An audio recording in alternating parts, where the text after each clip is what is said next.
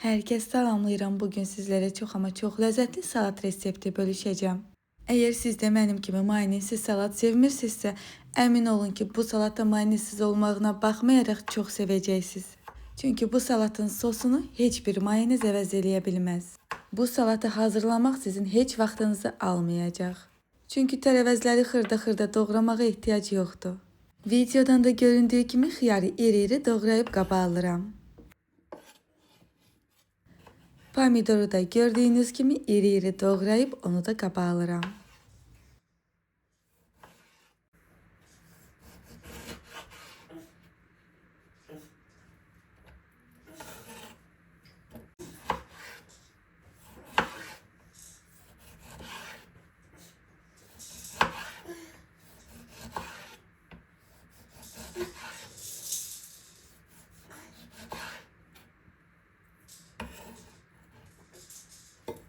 Kırmızı soğanın yarısından istifadə etdim. Əgər sizdə soğan balacadırsa, o zaman tam istifadə edə bilərsiniz. Soğanı iri ama incə doğramağa diqqət edin.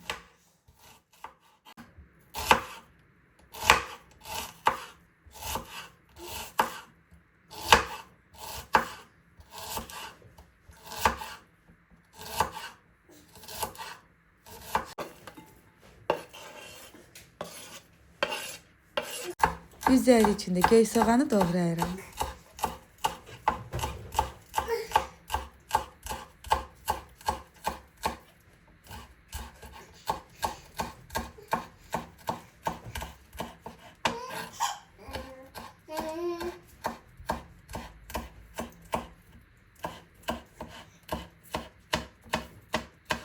Ve geldiği salatın en əsas yerinə. Qozu blenderdən yaxşı keçirdirəm.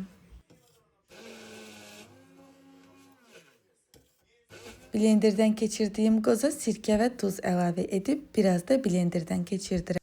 Başqa bir qaba alıb üzərinə biraz su əlavə edirəm. Suyu az-az istifadə edib qarışdırıram.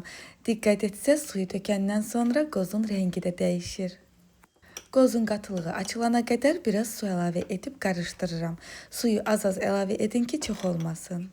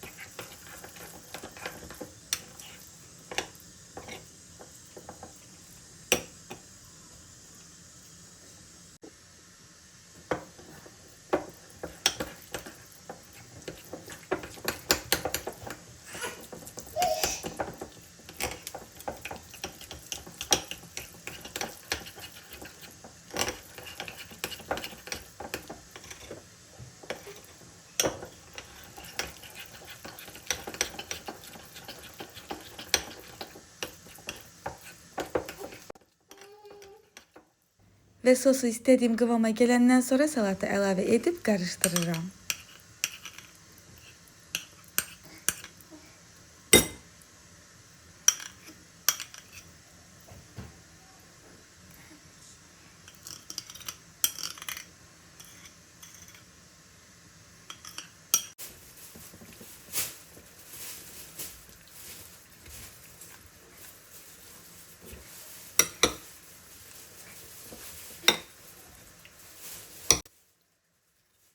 Sosun özündə tuz olduğuna görə özünə tuz əlavə etmirəm.